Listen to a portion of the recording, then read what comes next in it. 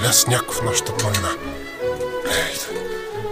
Планината от строителен отпадък. Здравейте, в днескашния епизод ще ви покажа как направихме тази камина. За каминката продължава да се чисти.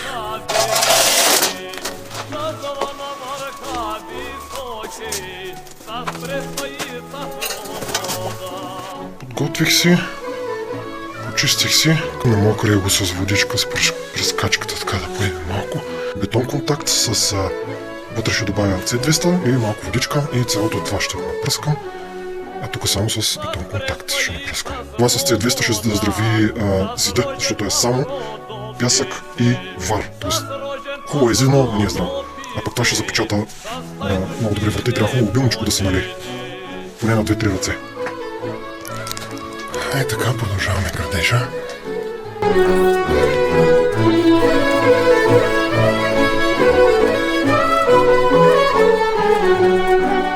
С твойне сенки дебели, и с твойне води студени, с караджови янчичор.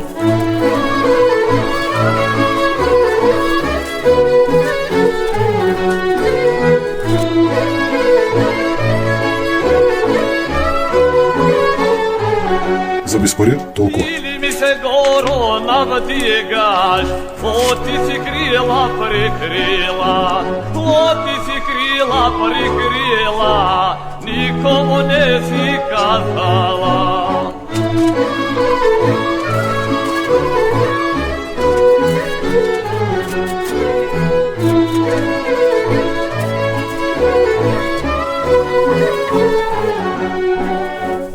Са по тебе ходили, по 200-300 хайдути, с чарени си реклати.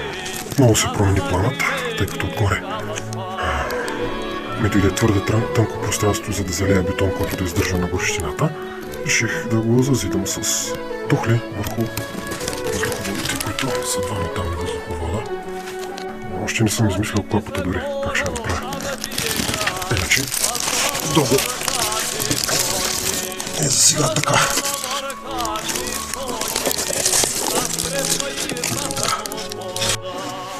Това ще е клапата. Горе ще закача с нещо. И така ще е затворена.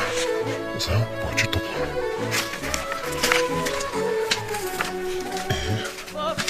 Време да заведе комина. Резервен вариант.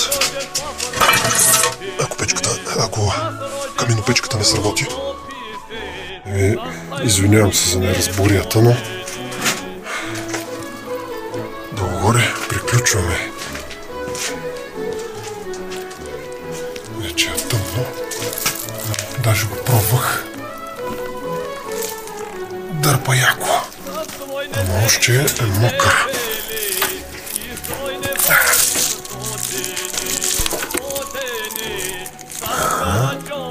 И да, тук стана излагация. Криво. Да, грозното коминче работи супер.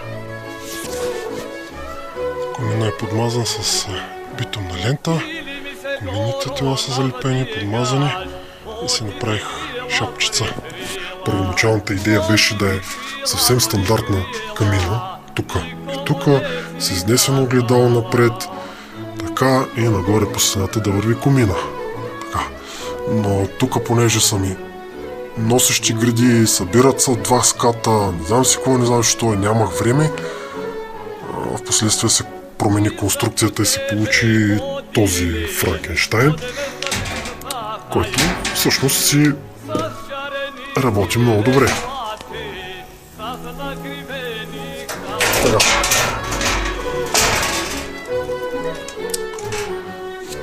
И тъй като нямахме възможност да закупим огнеупорни тухли, взех с камъни. Тук отгоре има тухли, тук са двата въздуховода.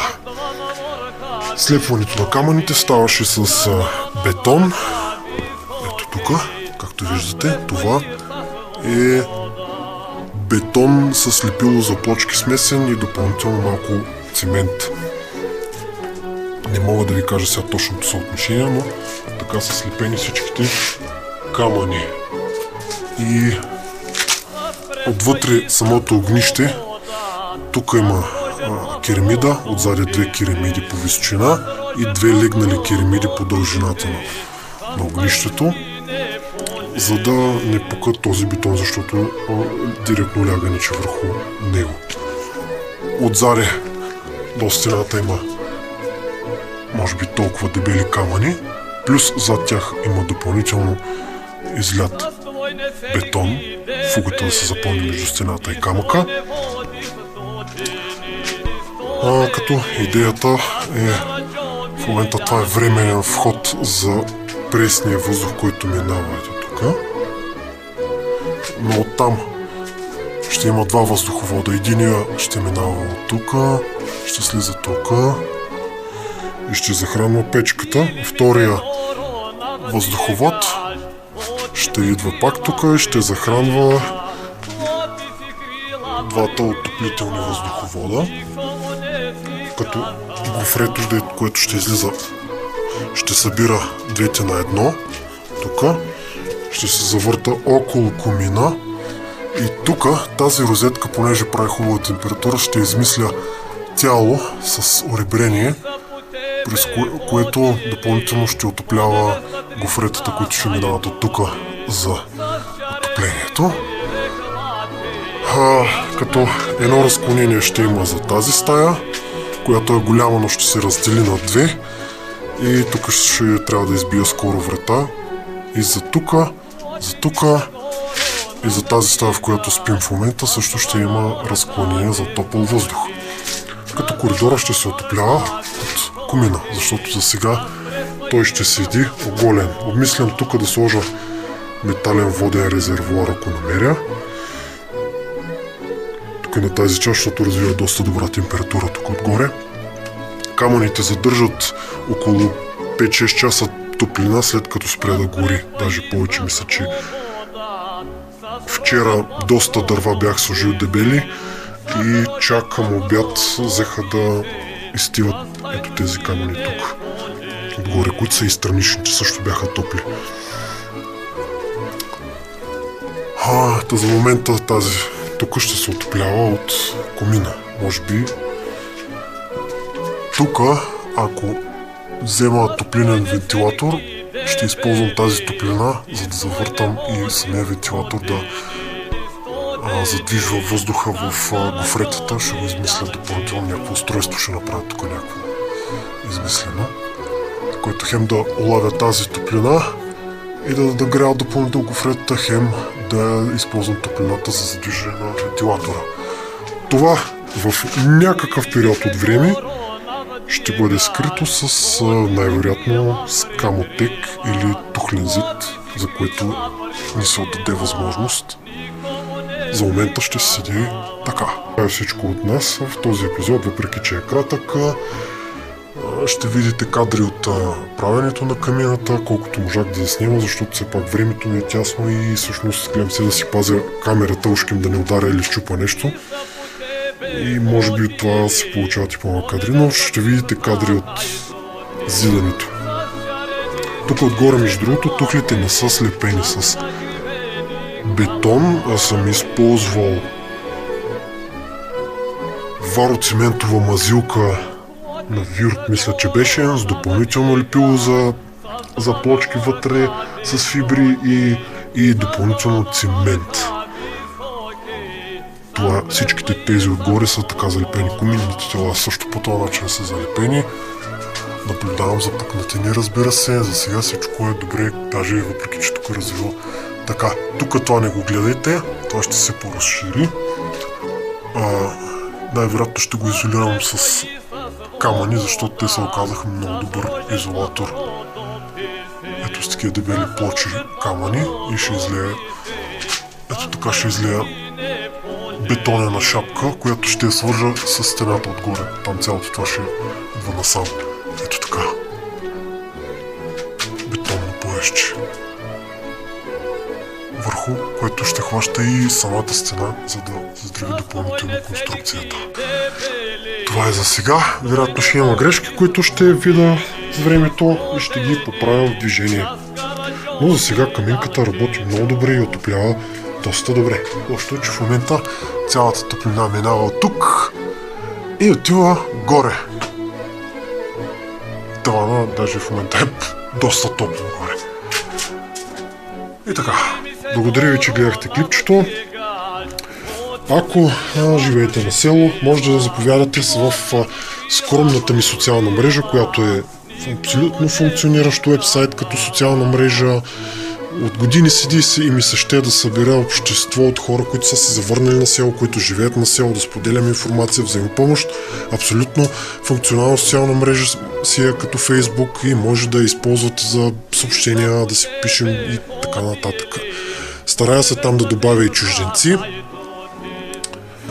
Така че заповядайте в социалната мрежа селото.eu. Благодаря ви, че гледахте. Весели празници ви пожелавам и до нови срещи!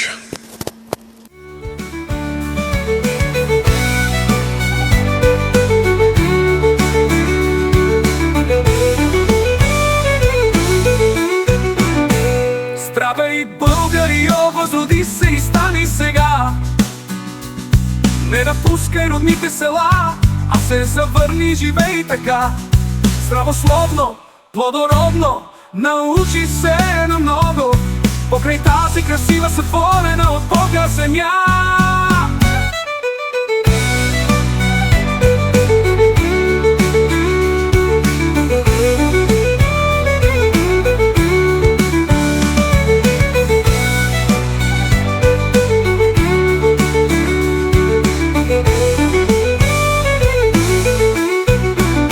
Здравословно, плодородно, научи се на много, покрай тази красива, сътворена от Бога земя.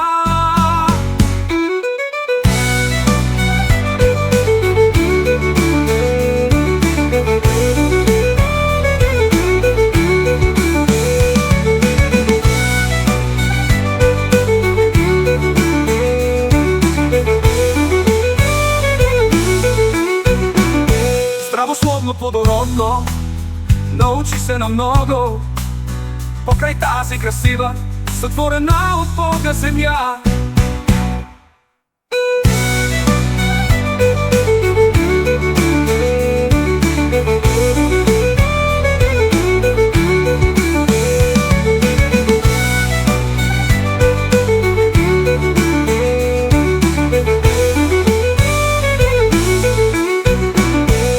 Здравей, българи, възроди се и стани сега. Не напускай родните села, а се съвърни, живей така.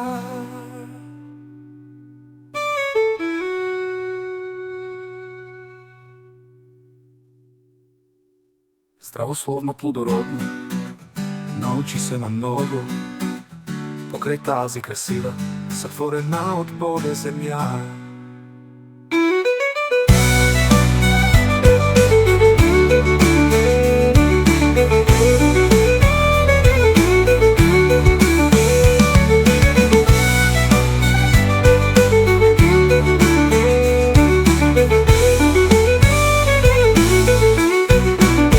Здравословно, плодородно, научи се на много, покрай тази красива, сътворена от Бога земя. Покрай тази красива, сътворена от Бога земя.